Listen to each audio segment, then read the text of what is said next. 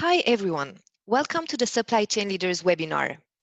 Today, we have the chance to learn from the experience of FuturMaster, leader in end-to-end supply chain planning solutions, that will be sharing the best practices in terms of sales forecast improvement strategies, and more specifically, aggregation and segmentation strategies. Thank you to the speaker, Martin Sewell, who is Senior Pre-Sales Consultant at FuturMaster. This webinar is the part one of a series of 3 webinars on sales forecast improvement strategies.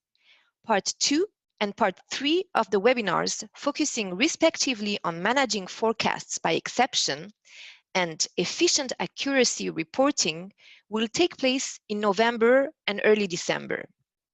The presentation will last 30 minutes and will be followed by a 15-minute Q&A session. So please do not hesitate to post your questions throughout the webinar in the Q&A section of your screen. And now I'm going to hand it over to Martin to start the presentation. Thanks, Neri, and welcome everyone to the Sales Forecast Improvement Strategies webinar. As Neri's already said, today we're going to be looking at segmentation and aggregation specifically. But this webinar is part of a larger series made up of 3 webinars. We're going to look at aggregation and segmentation today. The next webinar will be looking specifically at exception management and how exception management can be used to improve forecasts, drive forecast improvement. And lastly, forecast accuracy, and again, how that can be used to drive forecast improvement. My name's Martin Sewell, and I'm a Senior Pre-Sales Consultant at FuturMaster. And really, the reason that we're running this webinar series is kind of to go back to basics. You can see in the diagram that's shown on the bottom right of the screen here, people may have come across this screen before. This is the hype cycle for supply chain planning and is published by Gartner. Gartner published this one last year, and it's designed to represent all of the trends and technologies that are emerging in the supply chain planning environment and where they are in terms of expectation from supply chain planners and supply chain professionals.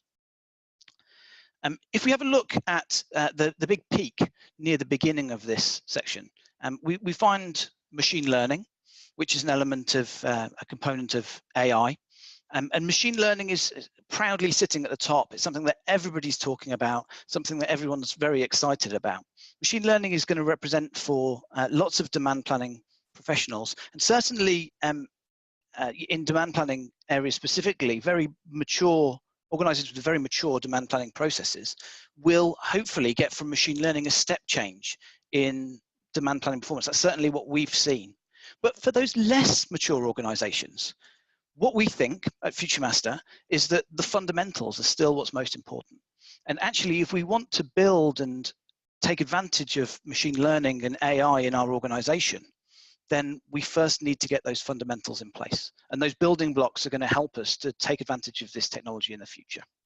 And so that's where we're coming from with this webinar series. This is why we're presenting concepts that aren't, necessarily as innovative and exciting, but I think are really, really important in terms of supply chain planning still to today. So in terms of aggregation and segmentation strategies, then today's webinar, first of all, I'm going to give you a very brief introduction to FuturMaster, tell us a little bit about who we are. Then we're going to spend some time looking at aggregation strategies first, moving on to segmentation strategies after that, and we'll bring everything together in a conclusion at the end. And as Neri said, we're going to be running for about 30 minutes or so, and then we'll switch over to any questions. So please ask any questions you've got in the Q&A section on your screen. So first of all, an introduction to FuturMaster. Now, FuturMaster have been working with supply chain leaders for about 25 years now. We've got over 500 customers in 90 countries globally. There's over 10,000 FuturMaster users out there today. On the right-hand side of the screen, you can see some examples of some of the customers we work with. And on the bottom left-hand side of the screen, I just want to take you through the FuturMaster solution very briefly. So FuturMaster is an end-to-end supply chain planning solution. So we incorporate in orange in this diagram, you can see demand management, advanced promotion management, and launch management, which make up our demand management capabilities. We then have in yellow our supply planning capabilities. So we look at distribution and procurement and production. Sales planning and budgeting, we can see those and how those come into our, and how we incorporate that into our model. And this is one piece of software which incorporates all these things together and brings it all together at the end with the sales planning and sales and operations planning module, which provides all of the collaboration, modeling and reporting tools that you need in order to support a sales and operations planning process. Okay, so that's all I'll tell you about FuturMaster today, because we really want to look at these strategies and look at how we can use these to improve our business. So aggregation first, and what is aggregation? So I've defined aggregation as grouping of channels of demand which are similar, okay? And we do that in order to achieve a number of goals. First of all, it's an opportunity to reduce workload, and everyone appreciates when we do that. Secondly, we can actually improve our overall forecast process. Specifically when it comes to collaboration, we can get really great improvements here. And thirdly, improve the predictability of our sales. So here we use the law of big numbers, we call it, in order to make our what we're forecasting more statistically predictable. So what does that look like? Let's use an example. So let's say, for example, we have here SKU 004, which is a particular flavor of a particular brand of product. Okay? And what we've visualized here are the historical sales patterns of this product over the last 2.5 years. So we can see that over time, the sales go up and down, period on period. We've got some spikes, we've got some troughs.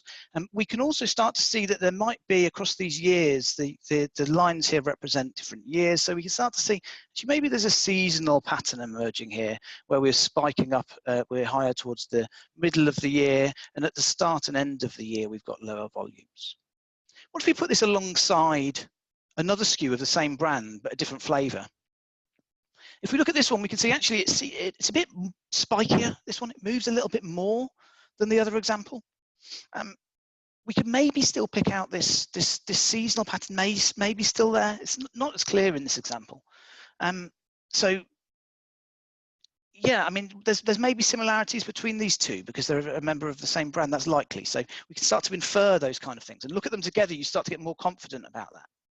What I like to do is ask people when they look at sales histories like this, is actually, why don't you, as an exercise, take this away and try and draw the forecast out into the future. Try and draw out, based on those sales, what you think the future forecast will look like. And the first example, I mean, maybe you could have quite a good go at that. The second example, actually, how much confidence would you have? You could draw something, but how much confidence would you have in that line that you've drawn out? Let's say, for example, there's another 10 flavors associated with this particular brand. What happens when we bring those all together and look at the sales all at once? What tends to happen is something like this. So you start to see a much smoother pattern of sales. Actually, those seasonal patterns become much more obvious. And what we're also seeing here that we didn't necessarily see before, it looks like maybe there's a trend going upwards over time, that given these individual SKUs, we couldn't necessarily detect. And if I were to ask you now, let's draw a line out into the future of what you think the forecast is going to look like, and then asked you how confident you were in that line, you'd be pretty confident about your forecast. I'm pretty sure we'd all draw something that looked very similar, whereas in the other examples we probably wouldn't. And exactly the same can be applied to forecasting, statistical forecasting methods. It may be a obscure analogy, but if you can draw a line that looks like a good forecast and you can be confident in it, I think it's a fair bet that a statistical forecasting algorithm is going to be able to do just as good a job at that. This level, where we can reliably calculate a forecast, is what we describe at FuturMaster as our forecasting level. Okay, and I'm highlighting that because we're going to come to that a few more times during this presentation.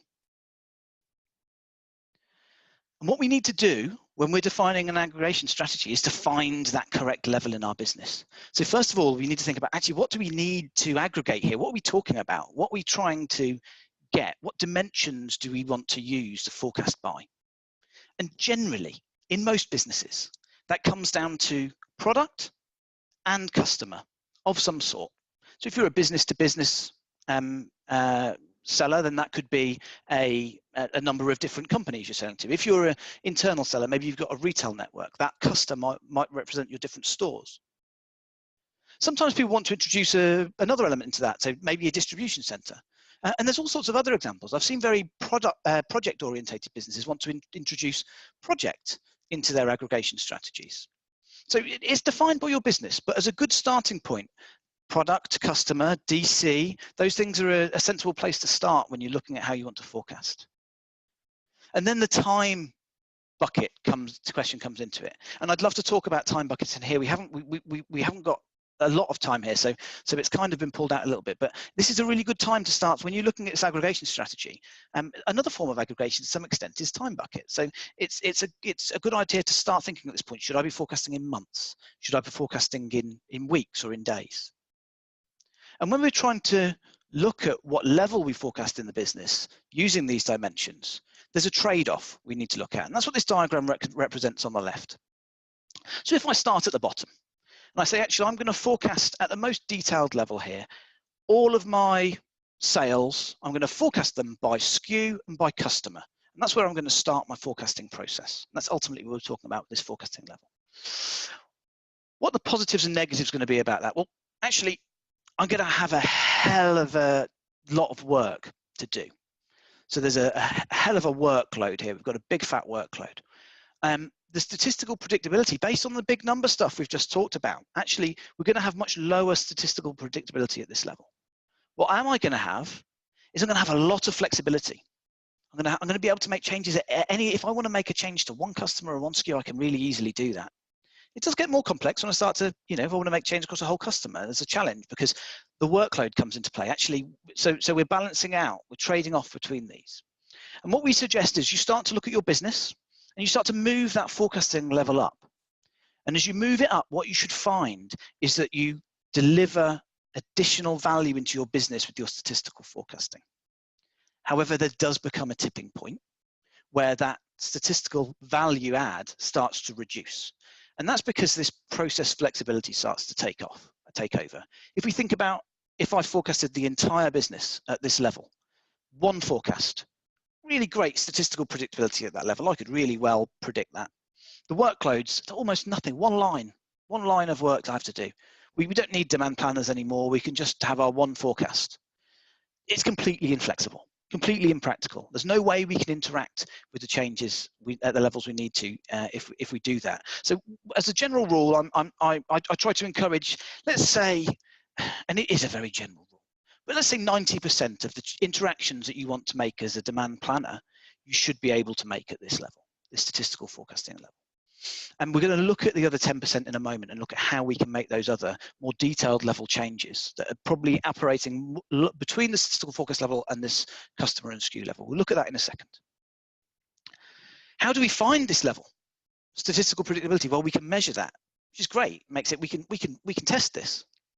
Workload. We can easily measure how much workload we've got. I've already used an example. We had loads down here. We had one up here. That's great. We've not got as much work to do. And process flexibility. It's more difficult. You need to talk within your team. You need to understand from a business perspective how you need to be interacting with these forecasts. What level you need to be interacting with. Is it enough to look from a customer? Is it enough if I can change the forecast at a region level? Or do all the customers behave the same way underneath that? So that's a bit more difficult, and you need to collaborate and always consider it as part of the decision-making process when you're defining an aggregation strategy. So how do we recommend you start? As with everything, I think in supply chain planning, you should start simple. Okay. So we're looking to aggregate where things are similar in our business. Where are things similar in our business? A product group. It's easy to understand why within a product group things might behave similarly. They're effectively related products. Product size might be important though. Let's say, for example, we're working in a beverage business. We've got 2-litre bottles and 500 milliliter bottles. Actually, maybe they're very different in the way they behave. And maybe 500 milliliter bottles of different brands have more in common with each other than the brand itself across the different sizes. So we need to consider those things. We need to think about it. We need to have those discussions. In terms of customer, maybe region. Sales channel is important. We're going to look at an example in a minute with one of our customers, and sales channel was an important element there. And then when we start to look at more advanced measurements, so when we've got our processes in place, we've defined this, we've done it once already, we want to evolve, we want to improve, we start to look at more advanced matrix measures here and dimensions. Maybe price, that's a difficult one to group by, but maybe price, unit of measure, or why look at the groups, and actually you can look directly at the sales, and let's define seasonality in our sales, and let's group up products that share seasonality or share trend. What a great way to combine our products. And actually, this starts to get more and more complicated. And this is where having the simple processes and having already defined something that works really allows you to engage and use machine learning within your business. Because machine learning is really good at looking at all of these different variables, looking at historical data and how sales have behaved in relation to these parameters, and then assigning groups within your business which you can use to aggregate. So by building up the processes and getting your business used to the processes, you can evolve to use the machine learning technology. So let's look at a customer example very quickly. We've got two dimensions here. We've got a product hierarchy on the left and a customer hierarchy on the right.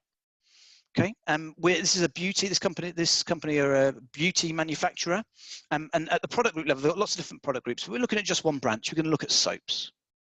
Okay, within soap, they've got two different flavors: orange and lemon. And if we then go below that, each orange and lemon can be sold in 200 milliliter or 400 milliliter bottles they're packaged into. But those bottles can be sold in parts of singles or 3-packs. So we've got a SKU that's a very natural product hierarchy there. If we look at the customer, we can split customer down by region.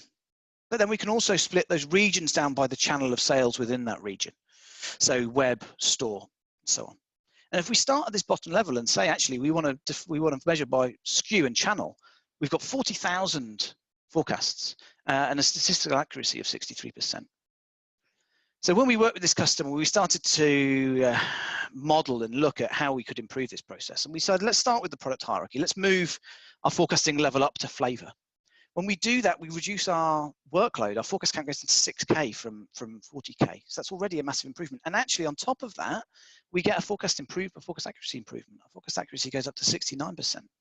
Now, what's really important here is we need to make that measure at the same level. We're going to talk about splitting in a minute, which is how you get there. But we need to make sure that when we're comparing these things, we're not comparing the forecast at this level with the forecast at the lower level. That's inherently going to be better. What we want to compare is when we split this forecast down and complete our process, how does it compare?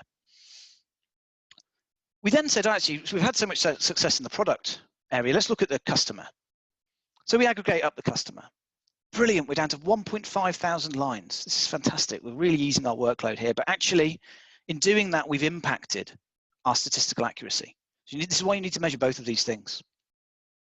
If we look at the statistical accuracy, it's gone down to 65%. Now, why has that happened? That's because at this channel level, there is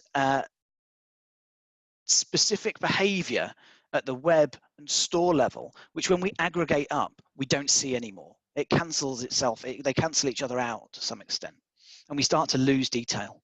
So actually, we can't really go any higher than channel in this case. Let's then look at the product hierarchy again. So we're back at 6K and 69%. What if I go to product group? So we went into product group with these guys and we found actually we've got 2,000 lines now, and the statistical accuracy went up even further, 72%, which is an absolutely fantastic result.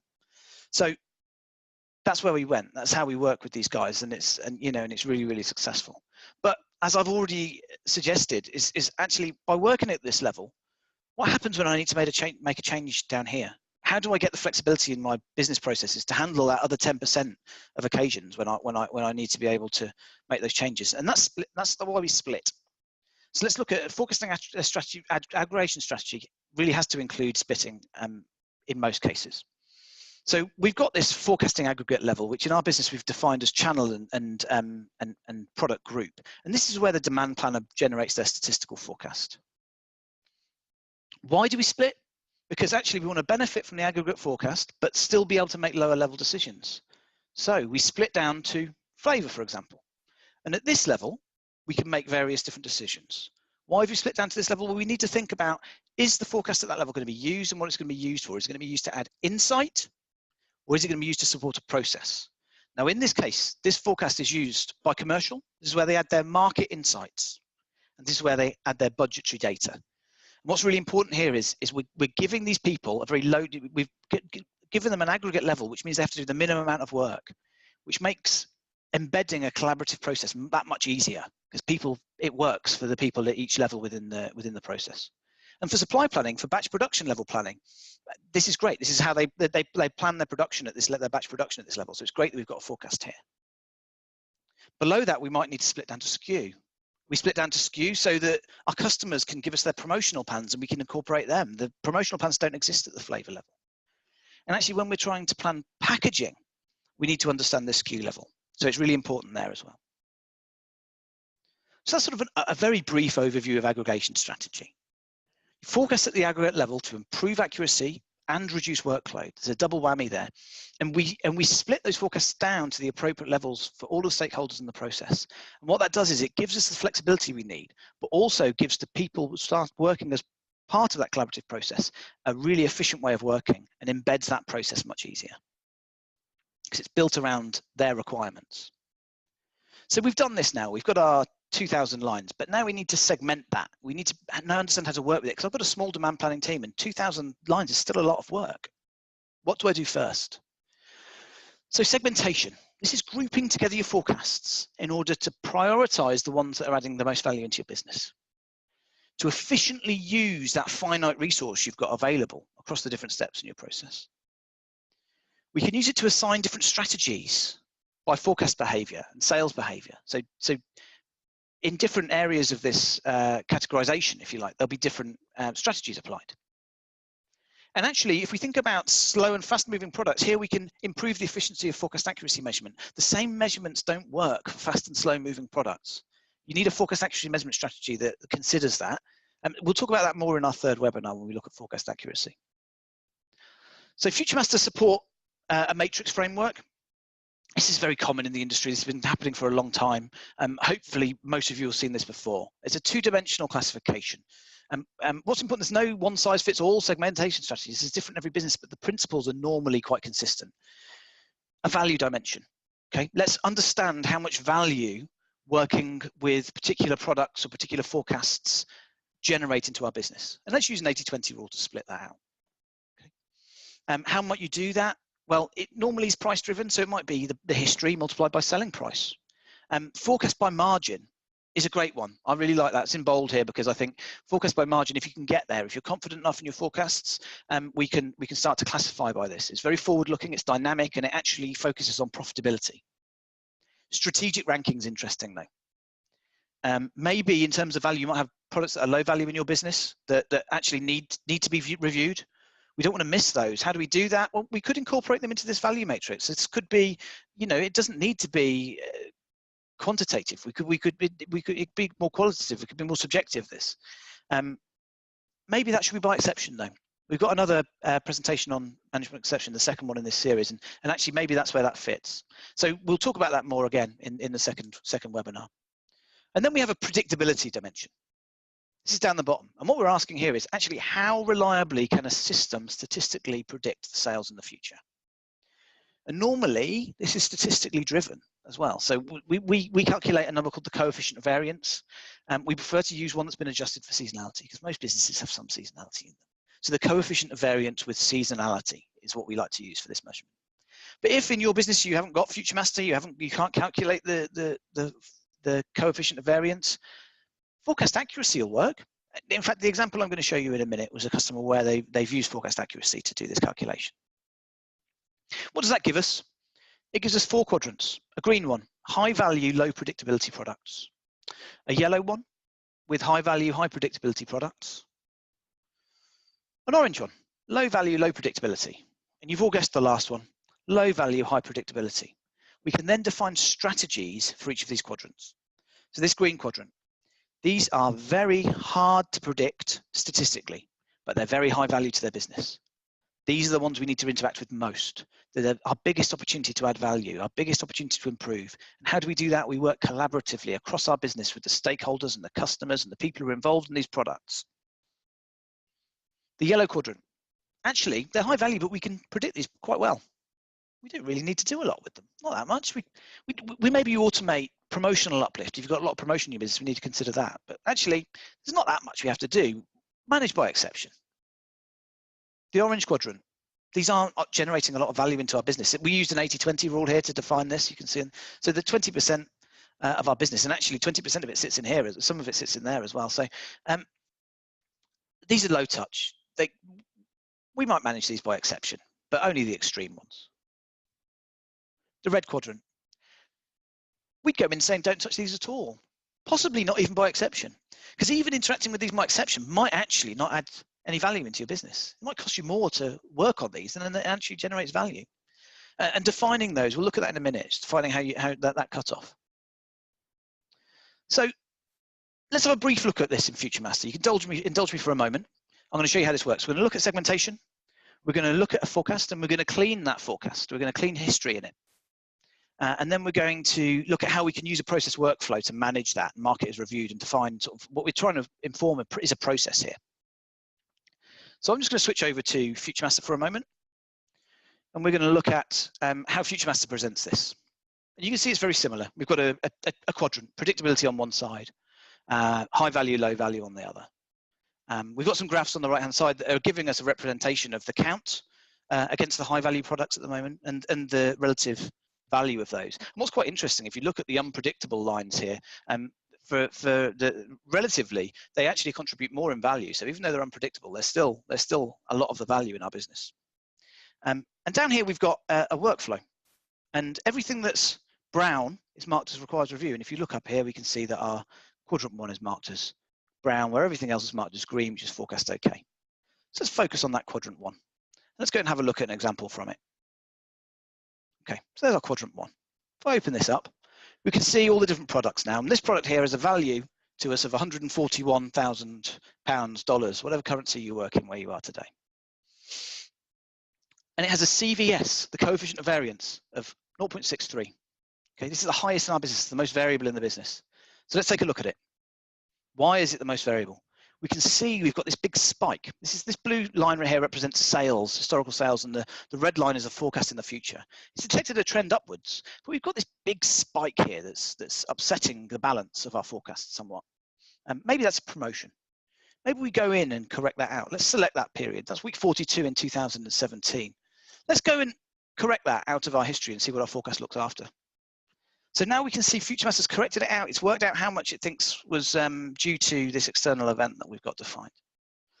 And also, interestingly, if we look at our coefficient of variance, because we've corrected the history, our coefficient of variance has come down.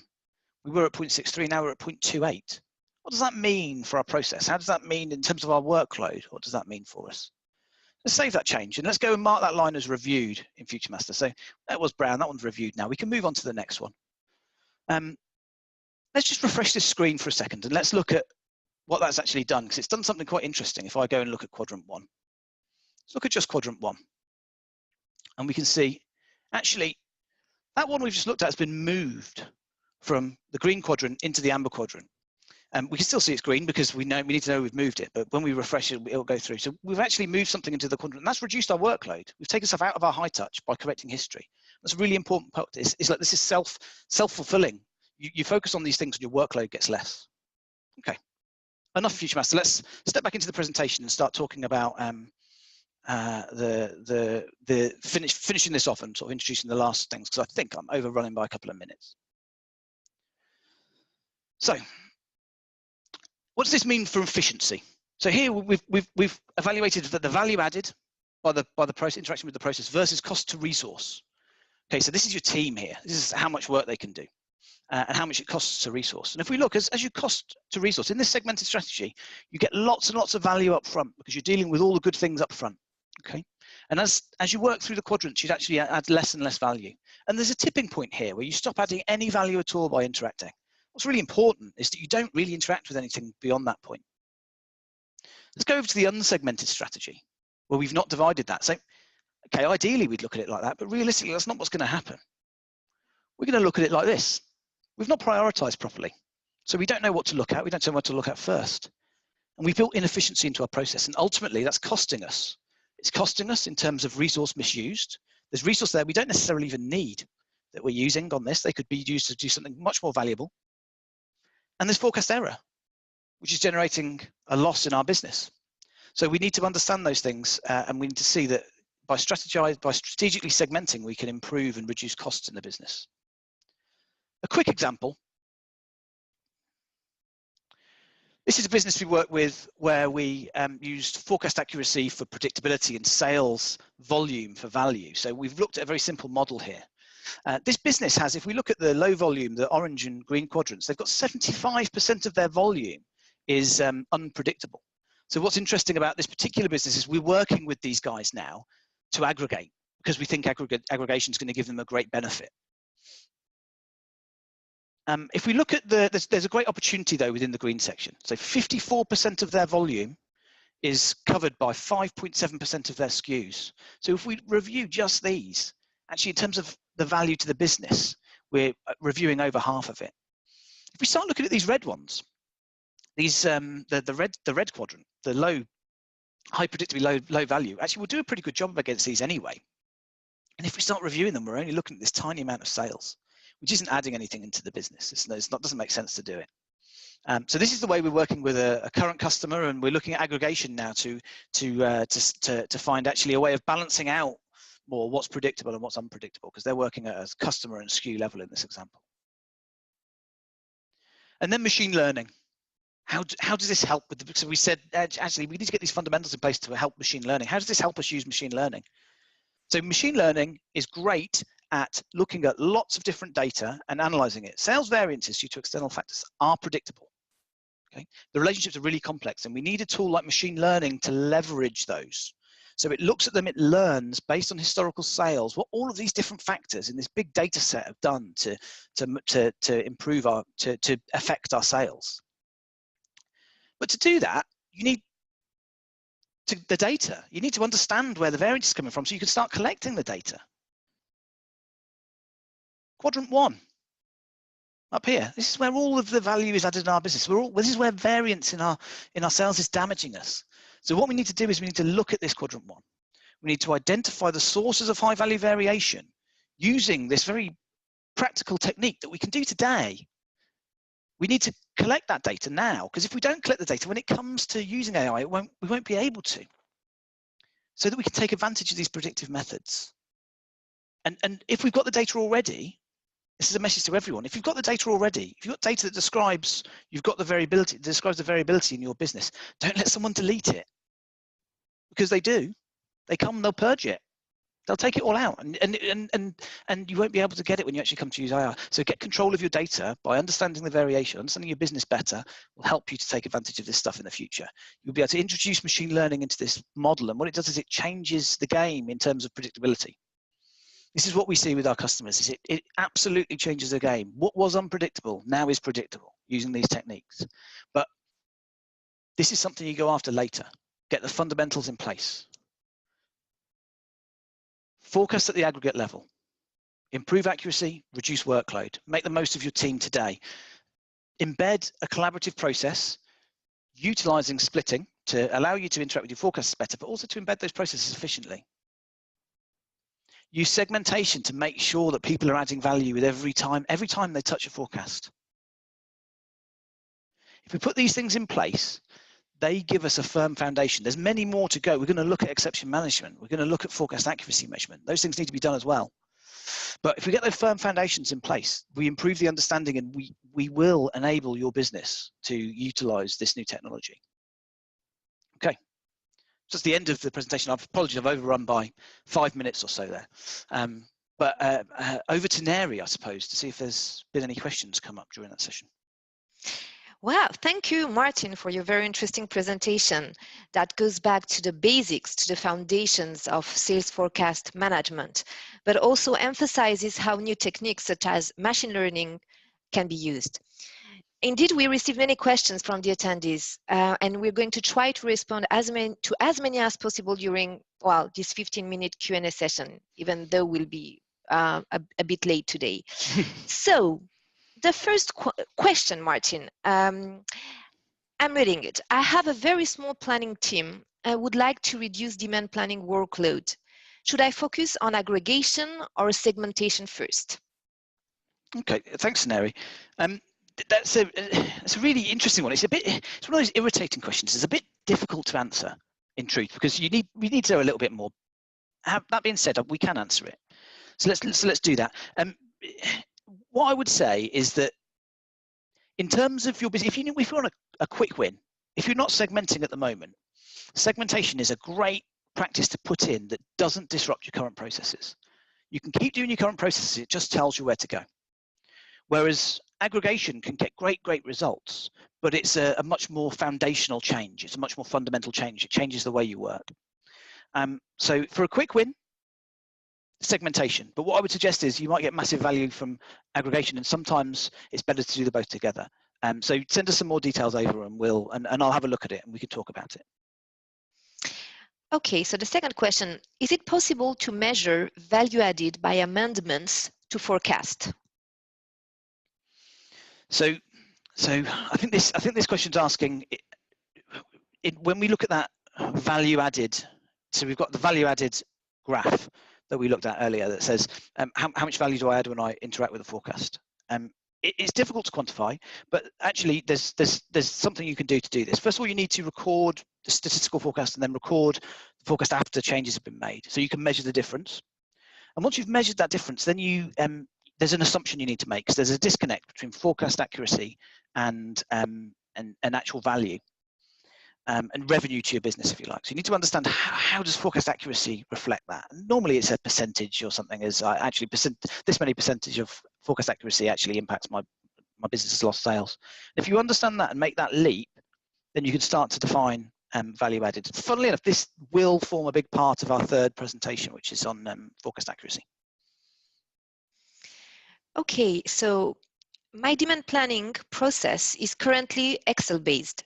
Do I need a demand planning system to use these strategies? Fundamentally, no, absolutely not. You can do this in Excel.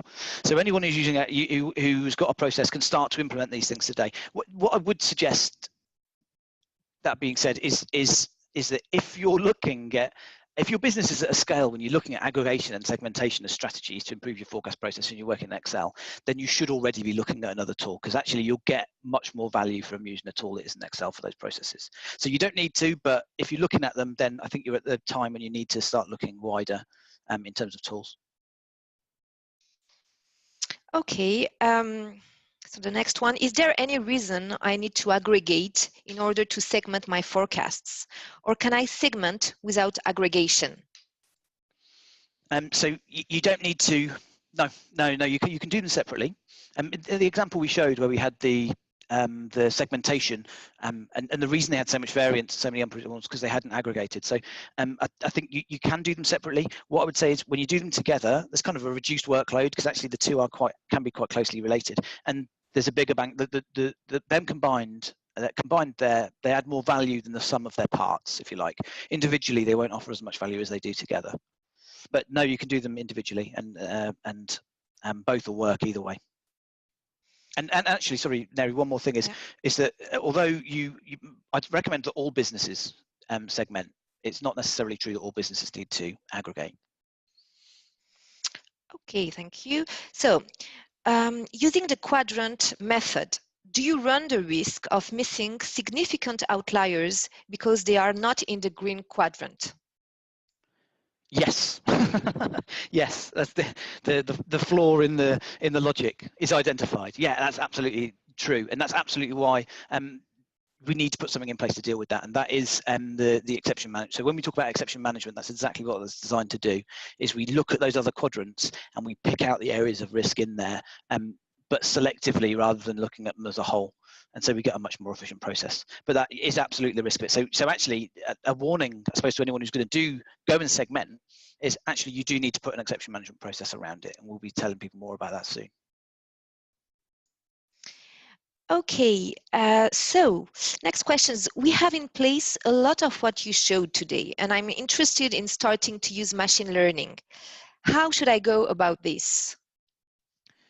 Okay, well done.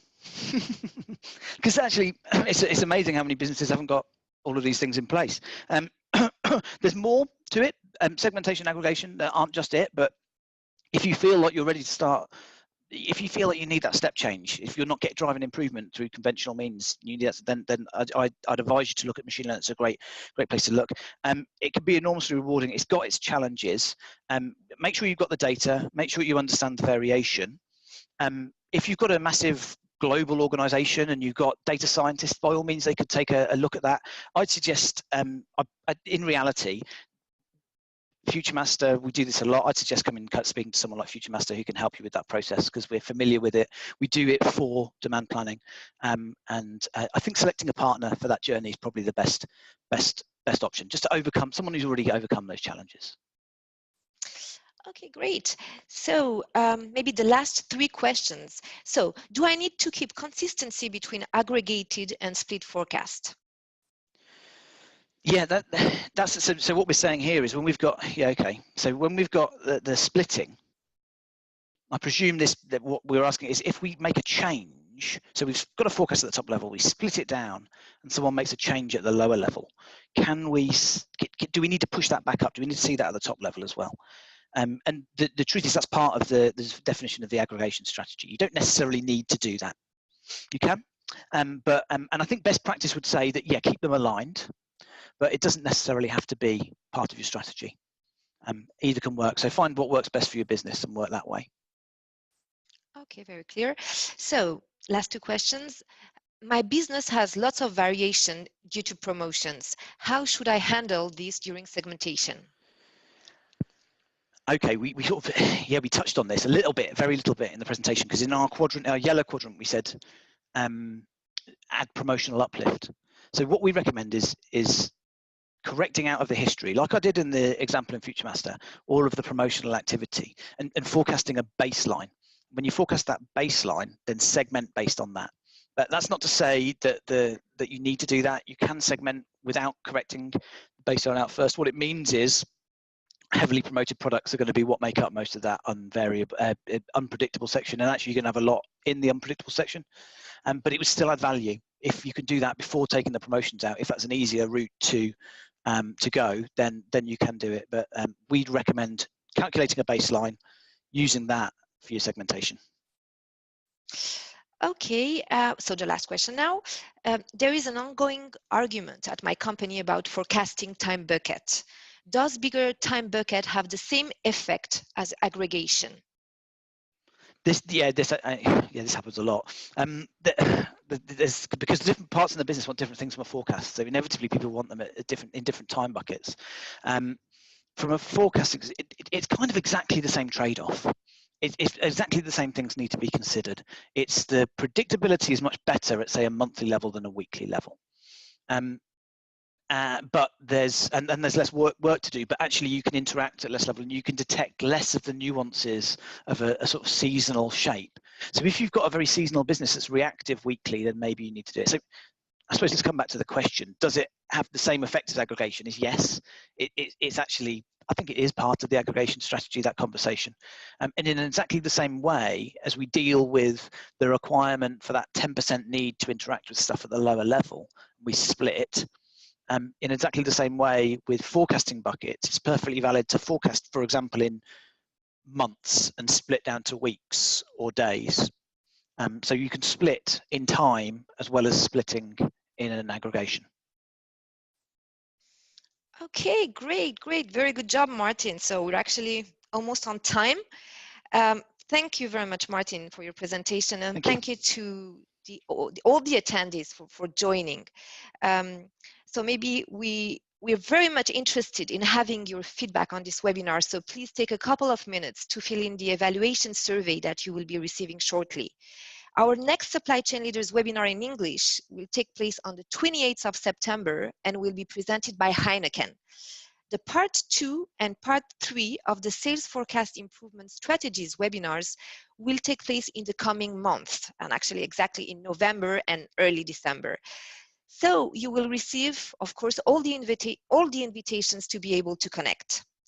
Thank you again to everyone for joining today. We wish you a very good day or evening. Thank you, Martin.